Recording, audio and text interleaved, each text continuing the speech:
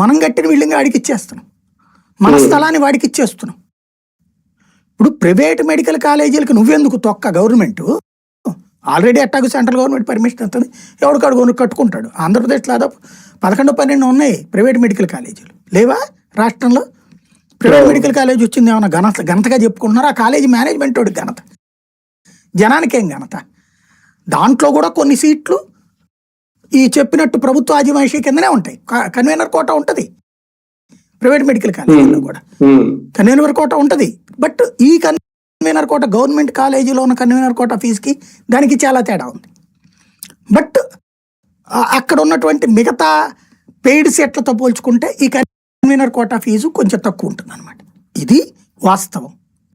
ఏదైనా సరే వాస్తవాలు వాస్తవంగా మాట్లాడుకోవాలి, కానీ అబద్ధాలతో ప్రజల్ని మోసం చేస్తూనే ఉన్నారు. పీపీపీ కిందన ఇప్పుడు మ్యాక్సిమం హైకోర్టు ఏం చేస్తే అని అడిగింది, అవునయ్యా మా విధాన నిర్ణయం, మా దగ్గర డబ్బులు లేవని చెప్తారు. సరే ప్రభుత్వం అట్లా చెప్తుంది కదా, వాళ్ళ విధాన నిర్ణయం వాళ్ళ హక్కు, లైట్ అంటారు. కేంద్ర కోర్టు ఏమి విధాన నిర్ణయం తీసుకోమని చెప్పేటటువంటిది ఉండదు.